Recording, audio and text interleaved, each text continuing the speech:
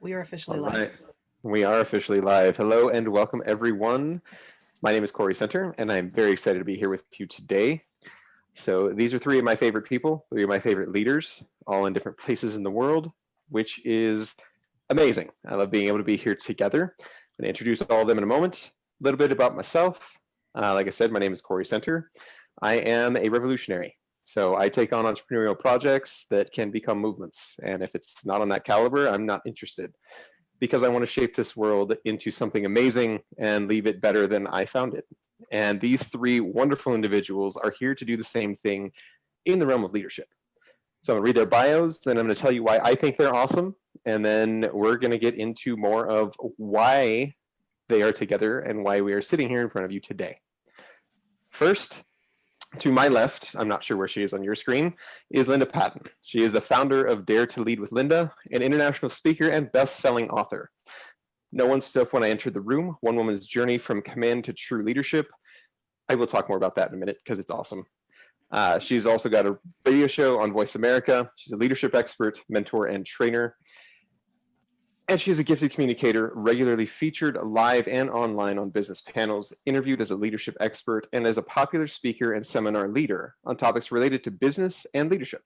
She holds an MBA in leadership, a bachelor's in nursing, and is certified in meeting management.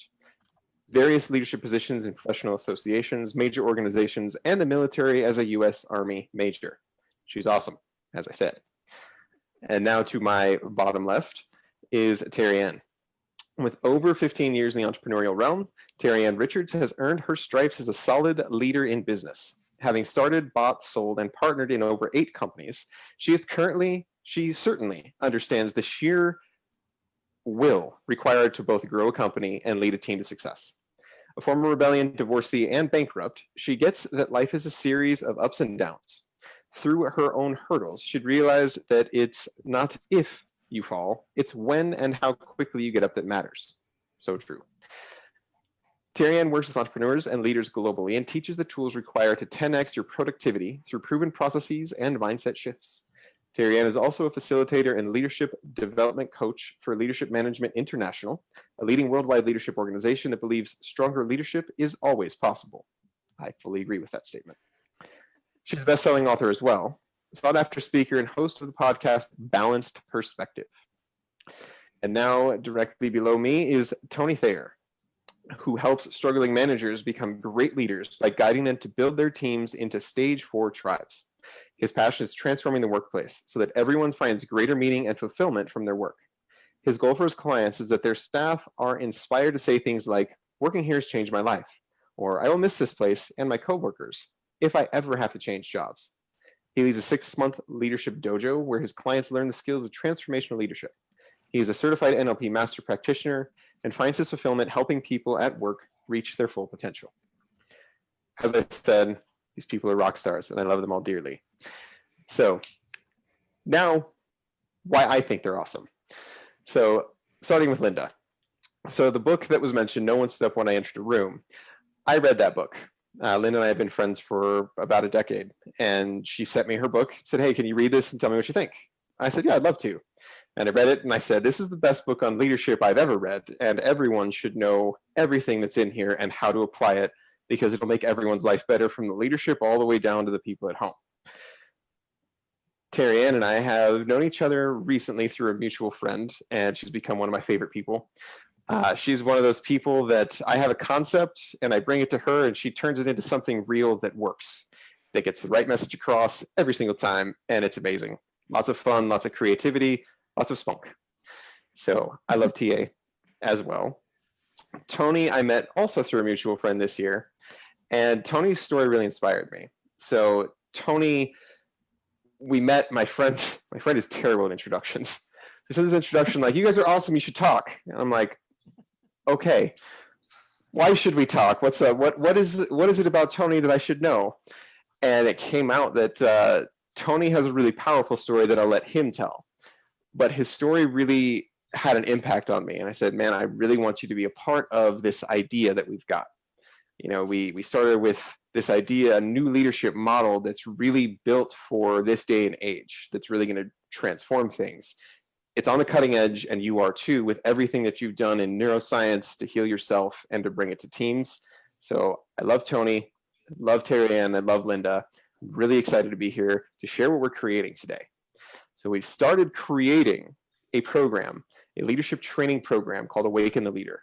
It's based on No One Stood Up When I Entered the Room. I'm going to let Linda talk a little bit more about it in a minute, but I wanted to start with that because that's our big why. We're here to transform leadership to make an impact. So what I would love is to have everybody introduce themselves. So Linda, I've given some of the particulars about you, but I'd really like to hear your story in your words. Like, why is it that you're fired up to teach leadership? What's gotten you to this point? And what is something that you want to share that's meaningful for anyone that's listening today? Thank you, Cory. It's interesting because, as you said, I started in the military. I actually started while I was still in college, but I was commissioned as a second lieutenant after graduation, and women were not valued in the military at that time. We were just we were there. We were a separate corps. We did everything differently. Nobody understood us. We had higher standards than the men did, and yet we still stepped into leadership, and we stepped into command. And as I tell people, I was an adjutant, so part of my job was to stand on a parade field and command 1,800 people to all move at the same time. So you gave commands, you had to be heard, even though for the most part they knew what they were going to do, but they had to hear you. And so I had a fantastic voice. But what I found out when I got out was that didn't get me anywhere in corporate, and it definitely didn't get me anywhere when I became an entrepreneur. At least in corporate, I had people who understood command, and for the most part, I could make it work. And I didn't have too many people disappear, but I did have a few who kind of went, not working for this woman. And I had many of the women go, I don't want to be that woman, because it's not, it's a hard leadership. It's very directive, very determined, and that kind of thing. So I went out on my own and started managing nonprofits and this kind of thing. And what I found was that command didn't work, and influence didn't work, which is more of the feminine side. Hey, let's be great friends. Let's, be empathetic. Let's be creative, connection, that kind of thing. And it wasn't working for me because I kept lapsing back into command. So I had people literally disappear in the night. Never came back to the office. And I had customers who I go, so what's our next project? And they go, there isn't one, which is really hard to take, Totally. So from there, I was doing a workshop, and the team was all on board with, these two concepts. And I said, there must be a way to bring them together, to make them work as one style of leadership. And we came up with the word confluential, which takes the first part of command and the last part of influential, and really creates the dance, a beautiful dance between the masculine and the feminine, with the feminine leadership leading with creativity, innovation, collaboration, cooperation, caring, all of that, but having the masculine support her with the organization, the structure, and strategy, which she's not necessarily very good at. And when the two move in coordination, it's beautiful because you can lapse back and forth as you need to and as the situation requires. One of the things I found too is it's a lot easier not to become your employee's best friend when you have both of those to work together. So that's where it all came from. I wrote No One Stood Up when I entered the room because as a senior leader, I retired as a major, everyone stood up. And I learned as an individual that no one stands up anymore. Even though I was taught, I don't know about you, Terri-Ann, but I was taught that When you walked in, the men stood up from the table. If you went to the bathroom, they stood up. When you came back, they stood up. They don't do that anymore. And no, not at all. And so, yeah, I've made some significant changes, but this particular style, I think, very much supports where we're going and how we want to change the world. Truly, if we can step into that confluential leadership style, we can make movements happen and create change in this world that's irreversible. Awesome. Love it. Thank you. Thank you so much, Linda. And now, TA, I am curious for you. What is your story? What's gotten you here? What's got you excited to be a part of this team and what we're doing together? Oh, wow. All right. So I'll keep this in the Cole's Notes version. So I started, I started in business when I was 18 years old. I would say for two reasons. I'm pretty sure I wasn't really employable because I'm a little bit of a free spirit.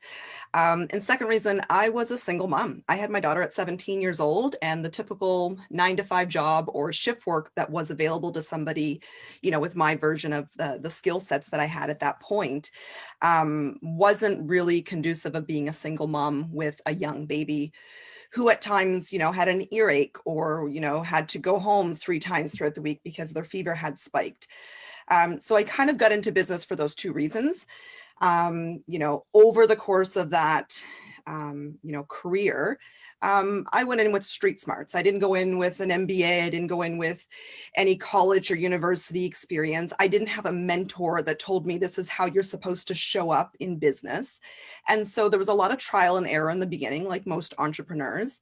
And the individuals that I was looking at in terms of leadership, especially as I started to find some success and grow these rapidly growing companies with staff under me, again, never having managed people before, the people that were in front of me that were, my quote unquote mentors were the boys, the men, the white-haired, very older men. There didn't seem to be very many young entrepreneurs back then. There was very rare did I run into a woman entrepreneur. And if I did, she wasn't my age. So the people that I was looking at were male, very command-focused entrepreneurs that had a very specific way of being. Like, they worked 70, 80 hours a week. They stayed late at the office. They rarely went home to take care of supper. And so here I was stuck in this vortex of, I was a young woman, single, with a baby, and I was also an entrepreneur. And so the image didn't work. And so in my 20s, I really mucked up. I mucked up really hard because I was trying to be like the men, but I wasn't a man. And I also had all of these other responsibilities behind me. And so I sucked at delegating, really sucked. I was a micromanager at its best. I took on far more than I should because I had a really big ego. And, through a series of multiple mistakes, including just not quote unquote, managing my time effectively and having, shiny new object syndrome, I lost it all. And, I lost it all over the course of a few years. My business grew really, really fast. I was making amazing money. I took my eye off the ball because I was in too many different directions, and I lost it. So I lost my company. Which put me in a very, struggling financial spot, which then ended up me going personal bankrupt. And that kind of financial stress, and obviously the personality that had become the ego me, also had me lose my marriage. And, it was a really, if I can say this on Facebook Live, it was a really shitty time for me because everything I thought I wasn't. And everything I thought the world expected of me, they didn't. Nobody was looking. Nobody was paying attention to what Terri-Ann was doing. They were looking at what they were doing. So I was spending all of this time trying to be this image of what a leader and what an entrepreneur should be. And the reality was I was supposed to just focus on being myself and building that business and building that brand for myself. And so the thing that I'm most passionate about is having people grow epic businesses, grow epic careers in terms of, impact leadership without sacrificing the life they love. And that has everything to do with productivity. And I like to do the quotes, but the quote unquote time management, really it's about understanding your priorities and, putting up the blinders to those new shiny objects. So for me, I'm super excited to be, a guest facilitator, with this powerhouse of a team for no other reason that I'm excited about women finally earning and owning their place at the table, but not having to lose everything behind them. We've worked so hard Right. to have all of this epicness in our life. And I struggle with the fact that so many women, their kids are seeing the back of their head on most good days, or they're struggling to be heard with their teams because their teams don't get them because they're not communicating effectively. Right. So that's me. Awesome. Thank you, TA. No problem. And Tony, your story is really powerful to me. And I would love to just have you tell everyone your journey from where you started in management, even as a kid, your experience with what leadership can be in that space, then your journey to now and coming into this team. Thanks, Cory.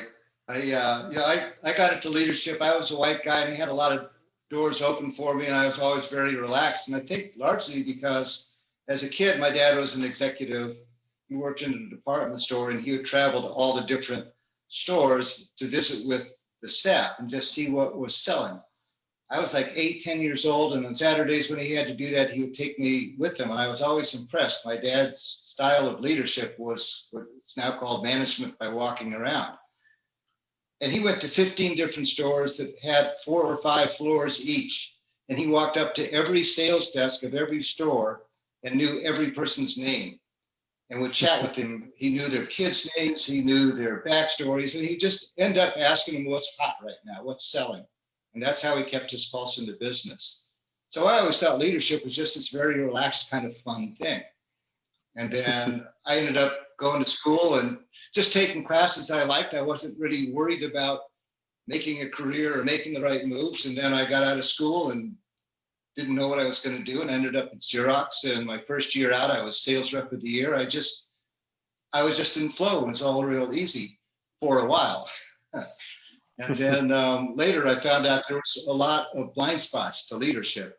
And I would look at all these guys who were just sort of compulsive, want to be a better leader and do all this, command style leader. I didn't have Linda's background, but I really became exposed to command style. And I started having my superiors, my CEOs, finally put me into leadership. And they would tell me I had to hold my people under my thumb. I had to keep them afraid.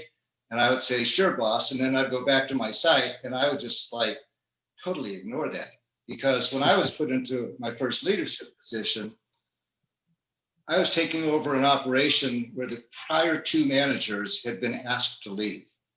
They hadn't been able to cut it. And this was like a really high profile, high risk environment where we had to succeed.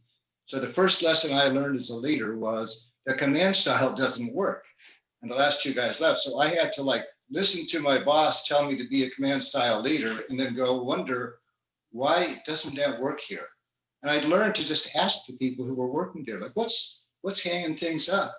And it was amazing. There was so much perception that the people on the floors had, and it reminded me of my dad and how he knew what was going on the floor. So I just learned to work through people. And I didn't have any construct or leadership style that was in mind. I just did it by feel, and it was really fun. But Cory, for all of that, I had an epiphany after I left the leadership world. When I was 59, it was just after the 2008 financial debacle, and I went through 5 companies in a row that went out of business. I called it job surfing. I would catch a wave and ride it until the company went under. And then after that, I was diagnosed with late stage cancer. And it was so late stage that after 2 operations, my oncologist sat me down and said, hey, Tony, the operations were successful, but dude, I got to tell you, the chances of you being alive until 2016 in 5 years aren't very good. So you might want to start putting your life into order. And with that news, the fact that I was already unemployed, I was planning to go into a job search when all this stuff came up.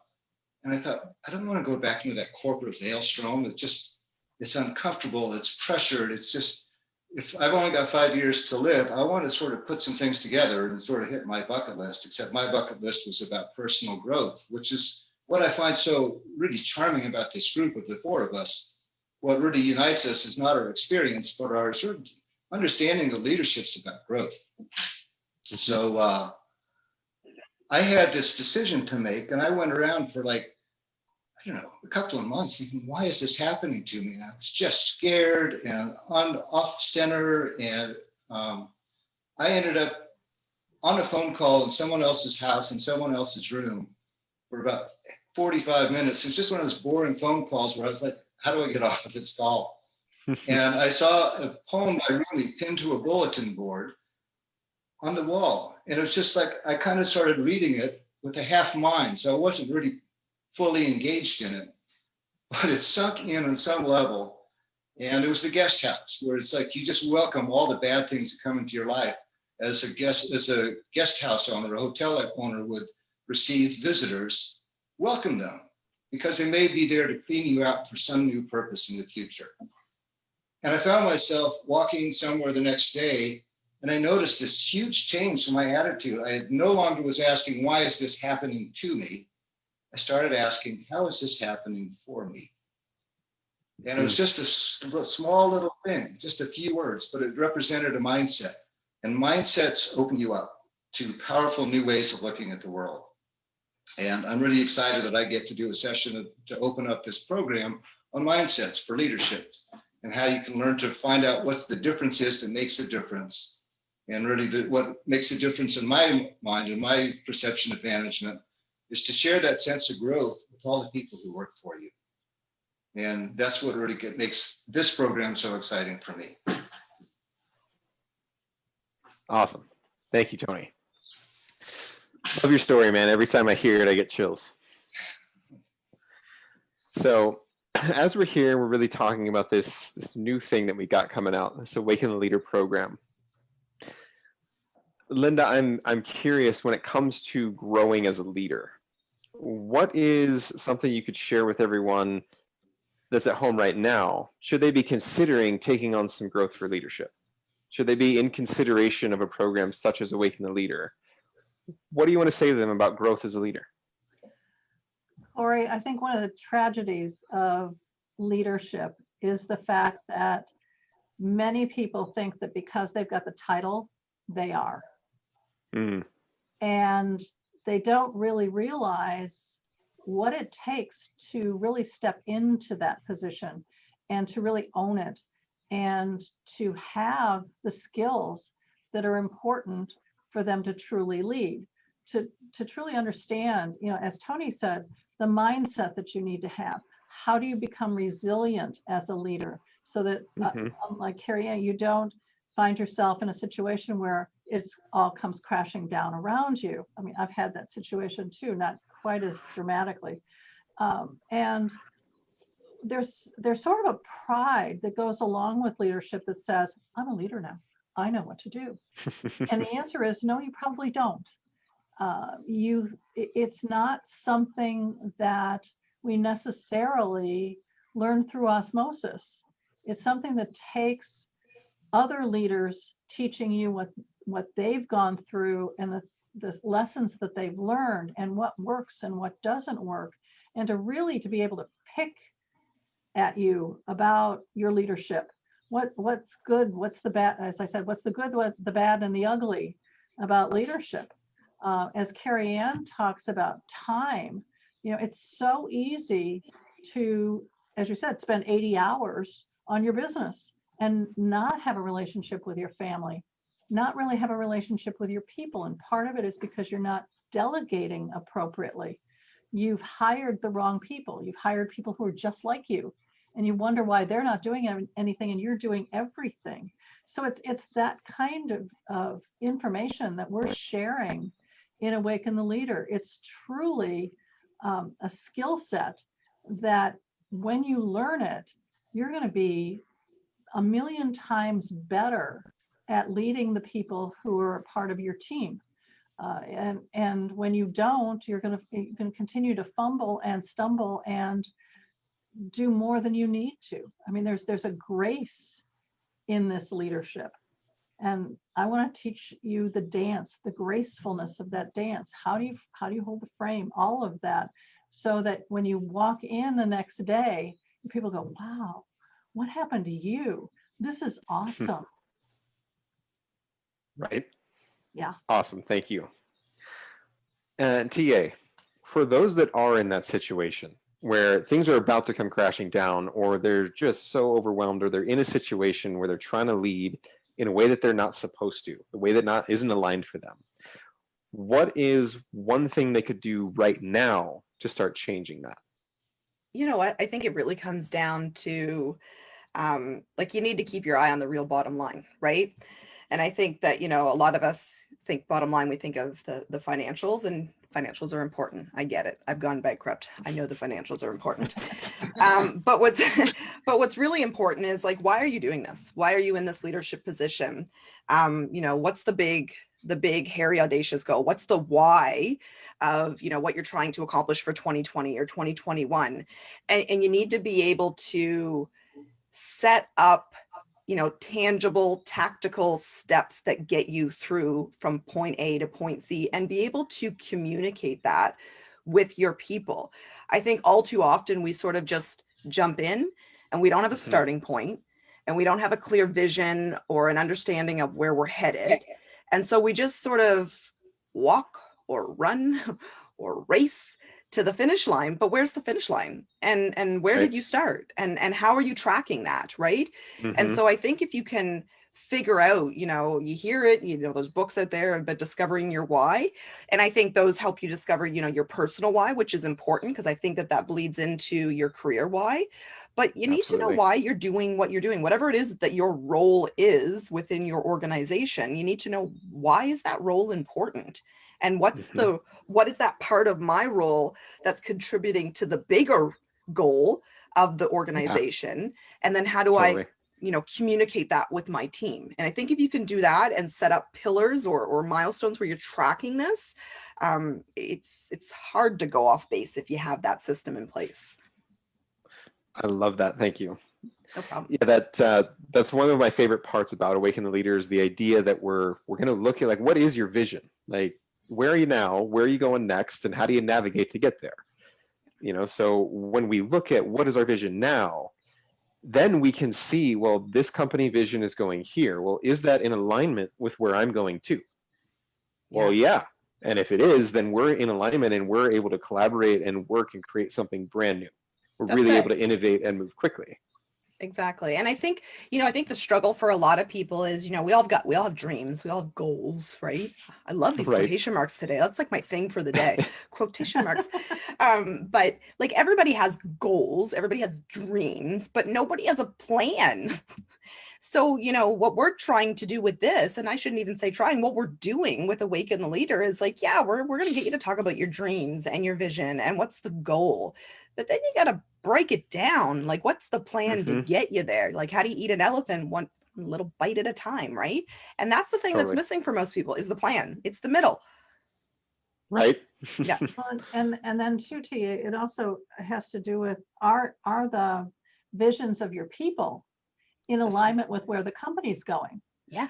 Because if you don't understand what your folks want and where they're going, it's really hard to get everybody sort of on board and in line to reach that goal at the end. So, you're building plans, and people are going, well, that's not my idea of what we should do. Exactly. I think we should do this instead.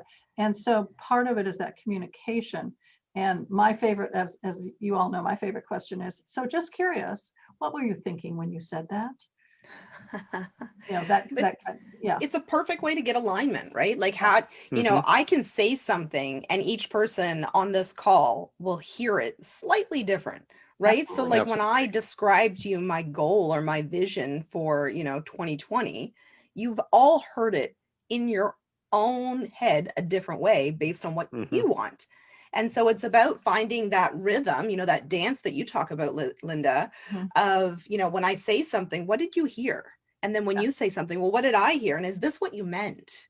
And how do I go from Totally. here to here and get us both on the same page with alignment? Yeah, Mhm. exactly. One thing this will really lead to in the development of the vision and the mission and what's going on is creating a company culture, right? So we know, like, this is what we're doing as a company. This is how we choose to interact with each other. This is what we're responsible for. This is why. And Tony, I'd love to have you talk a little bit about what's possible when you create a really solid company culture, when everybody's really on that same page and they're in that flow. It's a very powerful thing, and most people think of culture as sort of a cognitive construct, like these are the things that we represent and what we stand for. It's very heady stuff. And I think in terms of what we've been talking about, like the influential style and the sort of the female leadership, women approach these things a little differently. And the power that I think you might be able to hear in this group is, and I make this distinction between a climate and a culture. Like a culture is what the CEO wants to create, and a climate is what the team leader gets to create with her people. And when a climate is about a relationship, it's not wanting everybody to like you, but it's being able to do what we've just been talking about, of understanding what other people's goals are, what they're in it for, what makes them feel bigger, and to help them grow and develop into a bigger version of themselves who can take more initiative and more creativity and have the confidence that they're aligned with the rest of the team, that they can just make snap decisions. Say, I'm going to do this because it's going to make a difference. And it's really like, to me, all the stuff about goals and all the stuff about climate or alignment is really about, does everybody here want to make a difference? And what is the difference you want to make? And when you can start talking about it openly and candidly and get vulnerable about what it means to you, then people can feel that. So there's already a powerful feeling in our heart that's a resonant, like, communication that's totally nonverbal. And we start talking about what you want to make a difference about in the world, and you can celebrate everybody else's wanting to make a difference and find alignment. Like, we all want to make these differences. Then you egg each other on. And, like if you've ever been standing on a stage and invite somebody up and they're on the stairs, it's really easy to pull them up. Like, put your arm down and give them a hand, and they just pop right up on stage. But if you're on their floor and you're trying to push them up on the stage, it's really awkward. So to me, leadership is about pulling people up, and climate is about creating an environment where people lift each other up. And Tony, I love the fact that you also talked about head and heart, because so often, and Terri-Ann, you can validate this, the command style is all around head. You're all up here, and what's going on? What do I need to do next? And this kind of thing. And the feminine style is in the heart. And oftentimes for leaders who have been up here for a long time, sorry, I don't mean to shoot myself, are up here, as I was, settling down into the heart is a challenge, but it's one that when you get there and you really understand what's in the heart and what are the emotions, what are the things that you can do with the people around you, it's such a powerful blend of the two. And without having the heart, we as leaders are, sort of half grown, and it makes it very difficult to truly lead your team and to have that climate that you're looking for. Yeah, it's the tugboat versus the lighthouse, right? It's, I think when you're stuck in command style, you're pulling, you're constantly pulling, and there is that energy there, and it's slightly more draining, and it's not as productive for the people who are working alongside you and under you. But when you're a lighthouse, you have an energy about you, and the way that you communicate and you show up for your team, people are drawn to your light, and there is much less resistance in that space. Yeah. Totally. And there's something that I'm curious about. It's generally the way I work, right, is I bring leaders together to do something amazing. But even in the last few shares, there's this idea that is coming forth about actually making your team a team of leaders, right? As Tony was mentioning, like, you can trust that person in that role to make that decision that's going to be best for the company, because you've empowered them to be responsible, to be a leader in their, whatever their avenue is, right? Whatever their area of focus is. And I'm curious, for all three of you, I'm curious your thoughts on that idea of really turning your team into leaders in their role. Cory, I love that. My first book was The Art of Herding Cats, Leading Teams of Leaders. And so I strongly believe that everyone on the team needs those leadership skills in their position. You've hired them for a particular reason because they have strengths to do a particular job. And you're relying on them to really take the leadership in, what's the vision for that? What are the things that we have to do? What's the project? All of that. I don't want, as a leader, to have to micromanage everyone on the team. And if you don't give them, in essence, carte blanche to be a leader and to have those skills and to use them, you're spending all your time right behind them. What are you doing? How are you doing that? No, that's not right. That kind of thing. I have one leader right now who's doing this to me, and it drives me nuts. And it's like, let me do my thing. And you have times where you report in as to how's it going, and you set up a culture where no one lies about that, because it's so easy to say on target or on plan when you're really 6 months behind. And you set up a culture that says, no, if there are challenges, I want to know what they are, and I want to know what your solutions are to that. So you're in essence giving them the ability to lead their piece of a project. One quick story: I worked for I was teaching for the phone company up in Bellevue, Washington, and they had outside the cafeteria these butcher paper charts that basically went from the ceiling to the floor, and it had the key milestones for each of these major projects, and then they had an empty circle. And as they would finish those major milestones, they put up a picture that represented that. So everyone knew where every project was and could also relate to, when am I up next? And it was powerful. Awesome. It was really, really powerful. Yeah, I bet. And this idea of, being able to empower the team as leaders, I feel as you train and grow as a leader, you naturally become that model, right? You're that model leader that people can look up to. And TA, based on your story, I'm curious if you would have had someone who's embodying this confluential leadership style, who is really taking an interest and uniting all the visions for where we're going. I'm curious how you imagine that might have affected you when you were early in your career. Well, I certainly think I wouldn't have made as many mistakes with my people as I did.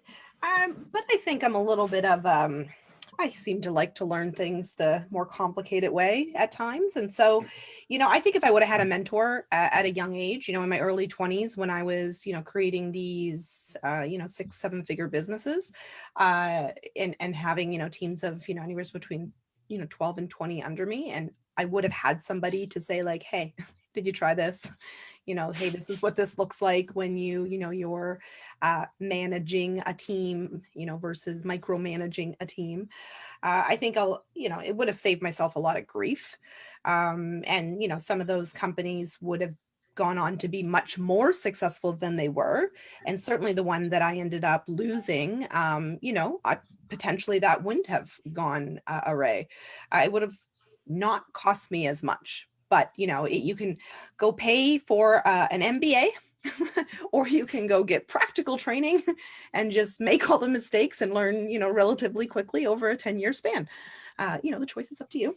But yeah, I think, having people who've done it before you, as you get older, you certainly realize that if somebody has been there, done it, probably wise to go have a conversation with them and get some feedback and some mentorship. But I don't regret any of it. Those are lessons that come in quite handy for myself and my clients on a go-forward basis. I certainly lead differently today. I think I'm a way cooler leader now than I was in my 20s. And I think the proof is in the pudding based on the success I've had. So yeah. Cool. And I think, let me just throw something else in, since we're talking about mentorship.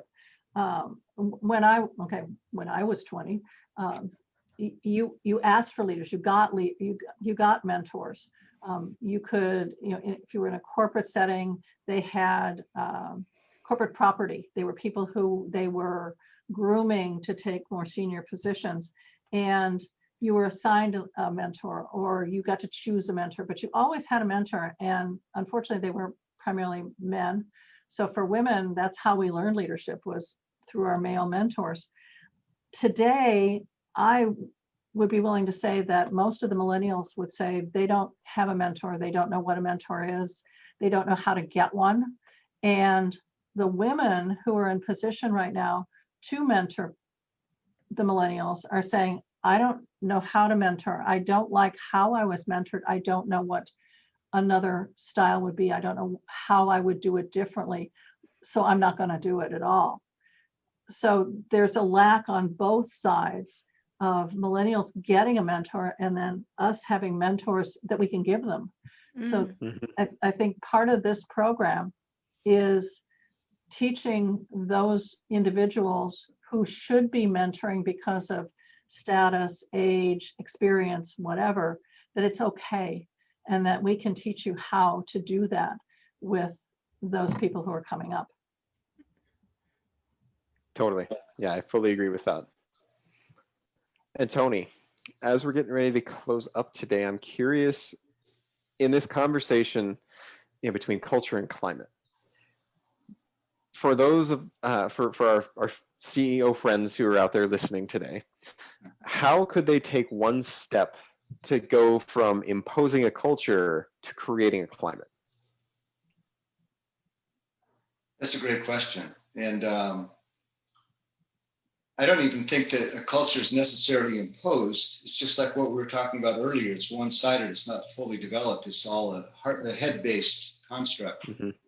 So really, it's about opening up the heart. And I think, just as I'm scanning the comments from the last couple of shares, the thing about being a young leader is, in my opinion, you're just faking it till you make it. It's sort of the human condition. You have this form of what you think leadership is because you see it out there, and then you're endowed with this title, and all of a sudden you're supposed to be a leader, and you don't really know what the friggin' way to do it is.